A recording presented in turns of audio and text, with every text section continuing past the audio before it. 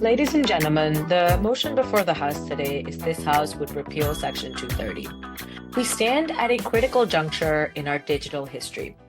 Section 230 of the Communications Decency Act, once a reasonable protection for a nascent internet, has become a dangerous shield for powerful tech giants who profit from harm while avoiding responsibility. Section 230 states quite simply that no provider or user of an interactive computer service shall be treated as the publisher or speaker of any information provided by another information content provider. This 26 word provision has enabled platforms like Facebook, Twitter, and YouTube to grow into global behemoths while absolving them of legal liability for user-generated content. But the Internet of 1996, when Section 230 was enacted, bears little resemblance to today's digital landscape. Three crucial changes demand we reconsider this outdated law. Firstly, scale and power. The major platforms now have billions of users and unprecedented influence over public discourse. They are no longer scrappy little startups needing protection, but dominant gatekeepers with the resources to really take responsibility. Second, the profit motive. Today's algorithms are designed to maximize engagement regardless of content quality. Divisive, false, and harmful content drives clicks and profits, creating a perverse incentive system protected by Section 230. Third, moderation capabilities. These companies now possess sophisticated AI and human moderation systems, yet continue to allow harmful content to flourish while using Section 230 as a shield against accountability. The consequences we've already seen are severe. We've witnessed foreign election interference, the rapid spread of dangerous misinformation during public health crises, organized harassment campaigns ruining lives, radicalization leading to real-world violence, as well as unchecked distribution of illegal content. This status quo is unacceptable. By repealing Section 230, we would force these platforms to finally take responsibility for the content they both host and also amplify. They would need to develop better systems for detecting harmful content, be more responsive to reports, and consider the societal impact of their algorithms.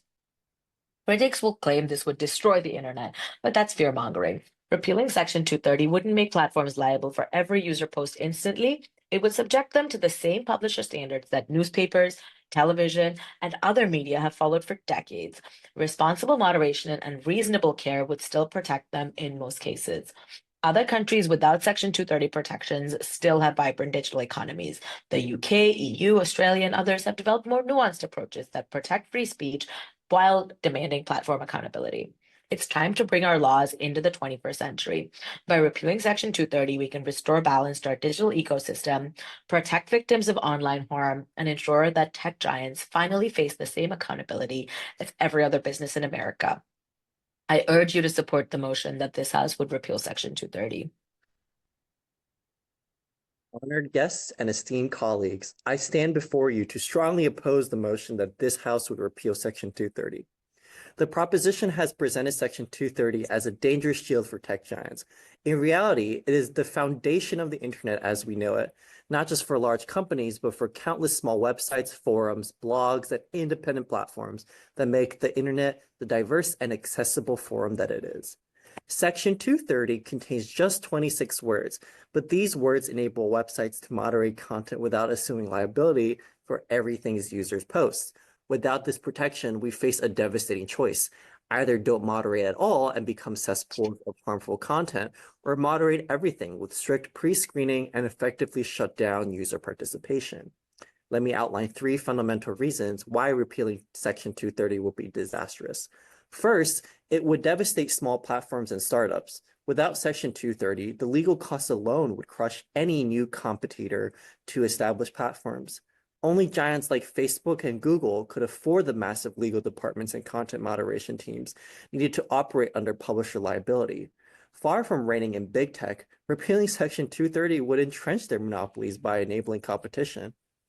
Second, it would severely restrict free expression. Only giants like Facebook and Google could afford the massive legal departments and content moderation teams needed to operate under publisher liability. Faced with publisher liability, platforms would be forced to remove any content that poses even the slightest legal risk. This would dramatically shrink the space for controversial speech, whistleblowing, and marginalized voices. Reviews, comments, and community forums would disappear as websites decide user content isn't worth the legal exposure. Third, it would destroy the diverse ecosystem of the internet. Wikipedia, Reddit, Yelp, Etsy, Medium, and countless other platforms rely on Section 230 to exist.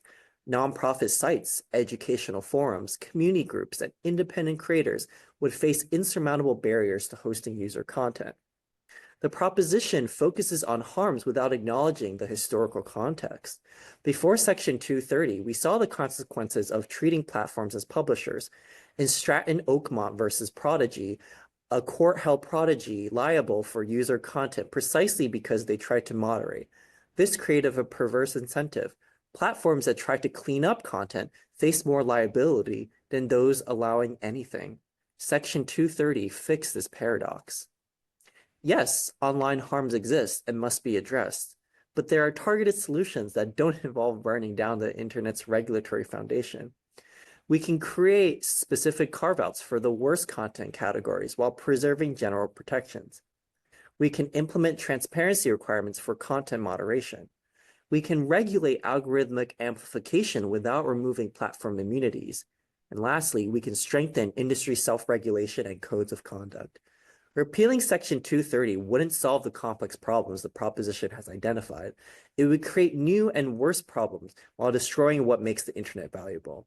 I urge you to reject this motion and instead support thoughtful reform that preserves the open internet while addressing specific harms. The opposition paints a picture of internet apocalypse if Section 230 is repealed, but this doomsday scenario ignores both reality and history.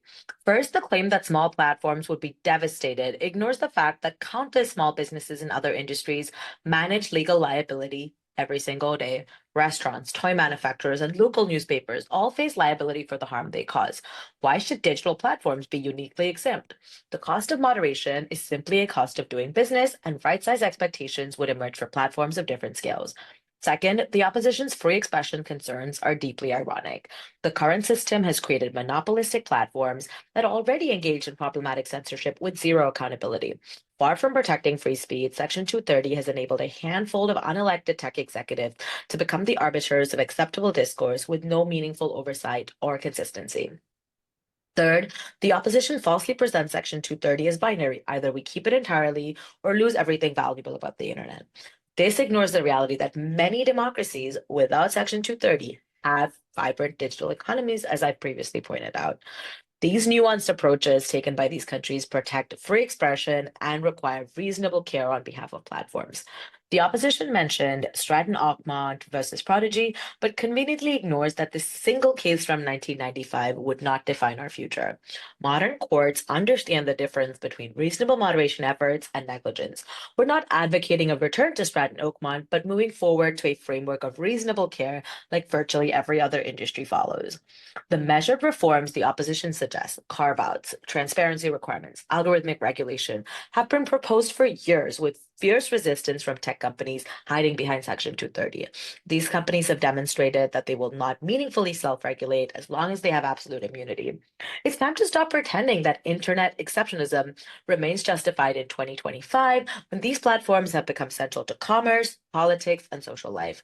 Repeal Section 230 and require digital platforms to meet the same standards of care we expect from every other business in America. The proposition wants you to believe that repealing Section 230 would simply subject tech companies to normal liability standards. This fundamentally misunderstands both Section 230 and publisher liability. Unlike restaurants or toy manufacturers that create their own products, internet platforms host billions of third-party posts daily. Without Section 230, platforms would face potential liability for every single user post, an entirely different scale than traditional businesses face. The New York Times publishes roughly 250 pieces of content daily after careful editorial review. Facebook users post over 100 million pieces of content in the same time frame. These are not comparable situations. The proposition claims other countries without Section 230 have vibrant digital economies. This conveniently ignores that these countries have developed specific platform liability regimes, not subjected platforms to traditional publisher liability. The EU's Digital Service Act, for instance, maintains immunity while adding specific obligations. This is reform, not repeal. Furthermore, the proposition claims that tech companies resist all regulations is simply false. Major platforms have repeatedly called for thoughtful Section 230 reforms and increased regulations. What they oppose, rightfully, is throwing out the fundamental liability structure that makes content hosting possible. The proposition argues Section 230 enables censorship by unaccountable tech executives, but repealing Section 230 would massively increase censorship. Faced with publisher liability, platforms will remove far more content to avoid legal risk. This would disproportionately silence marginal voices that might attract controversy.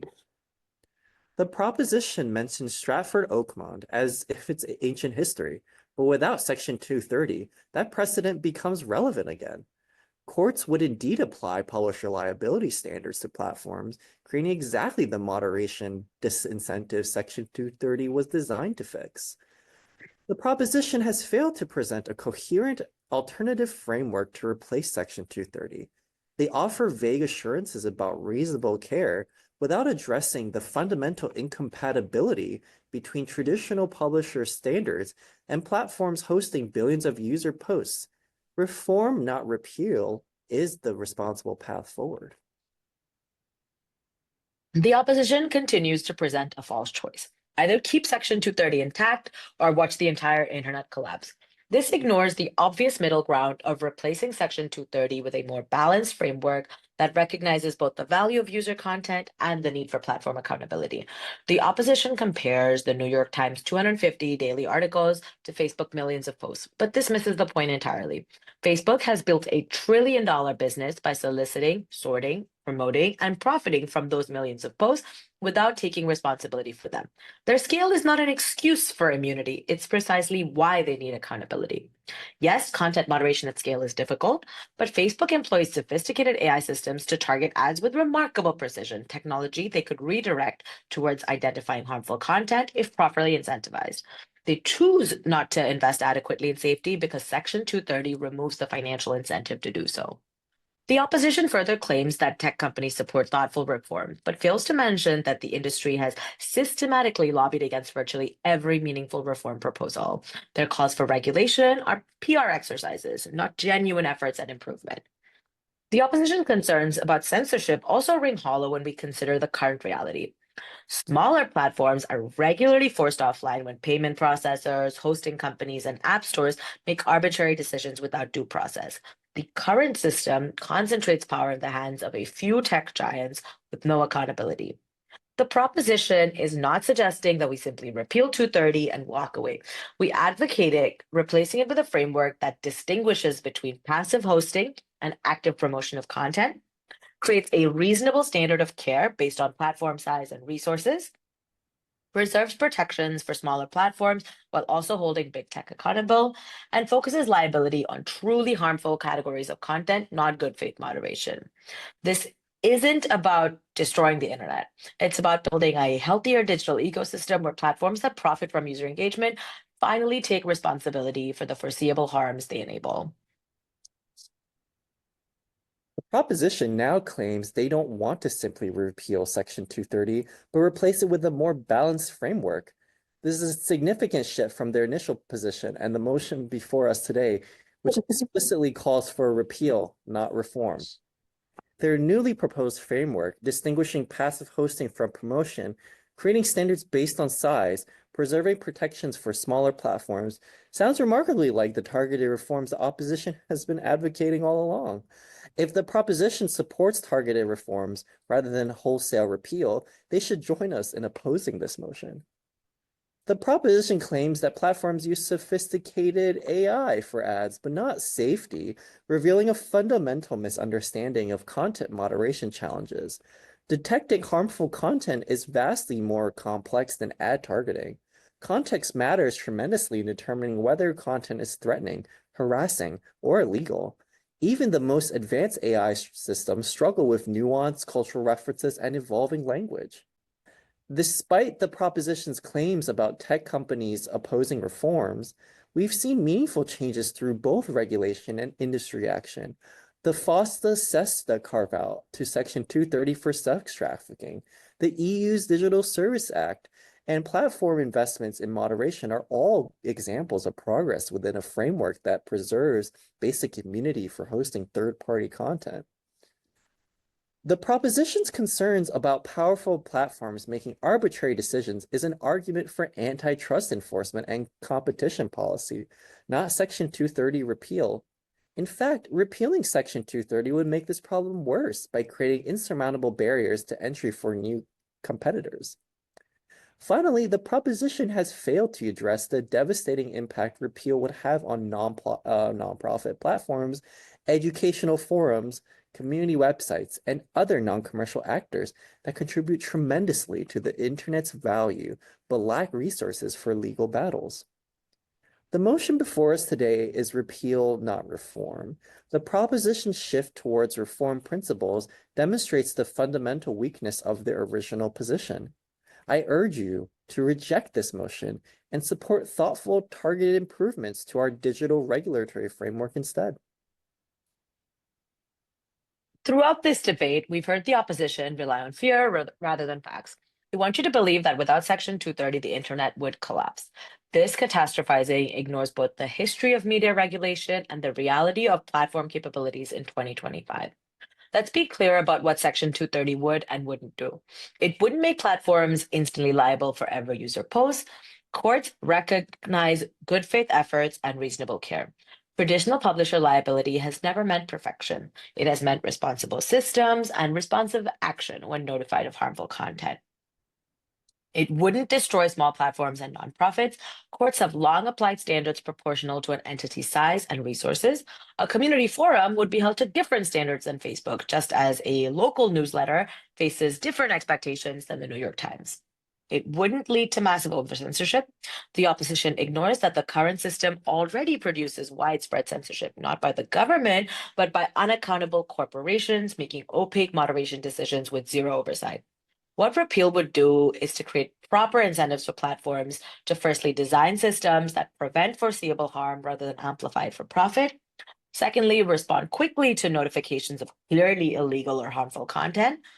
Thirdly, consider public interest alongside shareholder value. And fourth, invest appropriately in safety rather than externalizing those costs onto society.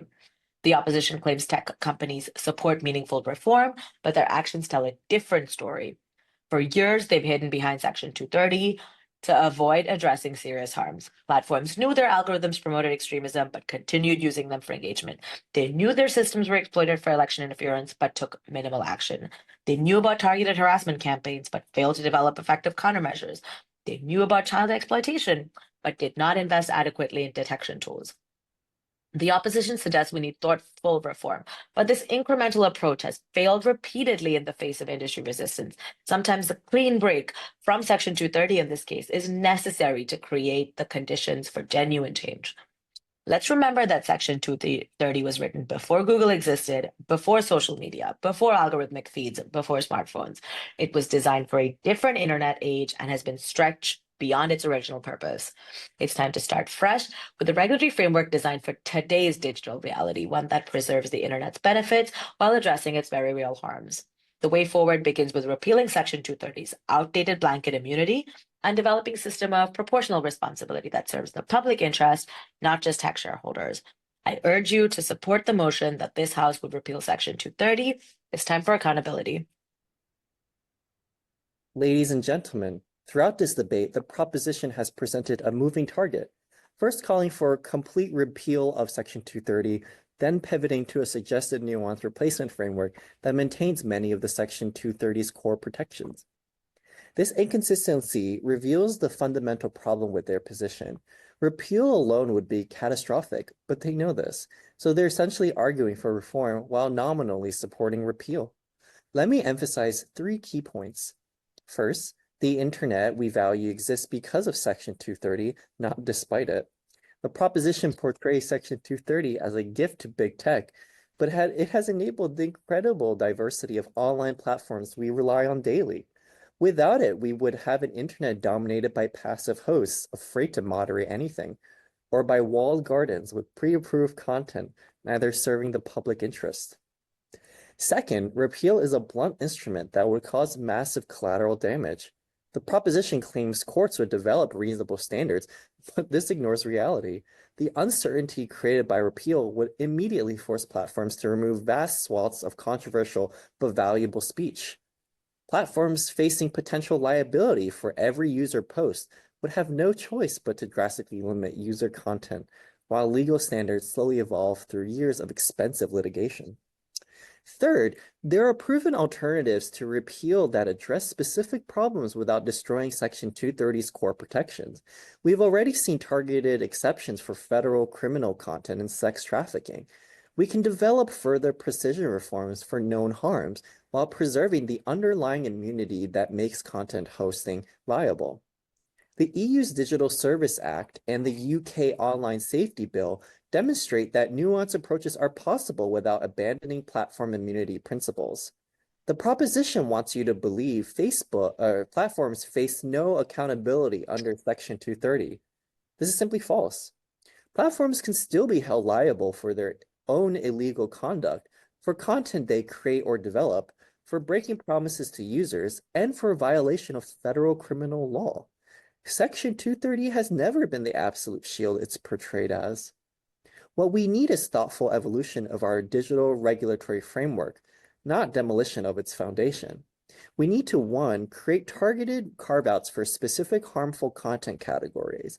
2, establish transparency requirements for content moderation practices.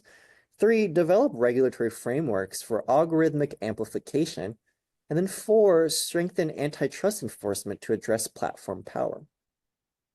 These approaches would address the legitimate concerns raised without destroying the ecosystem of expression, connection, and innovation that Section 230 enables. I urge you to reject this motion. Instead of tearing down the framework that enabled the modern internet, let's build upon it to create a digital world that balances free expression with responsibility, innovation with safety, and openness with accountability. Thank you.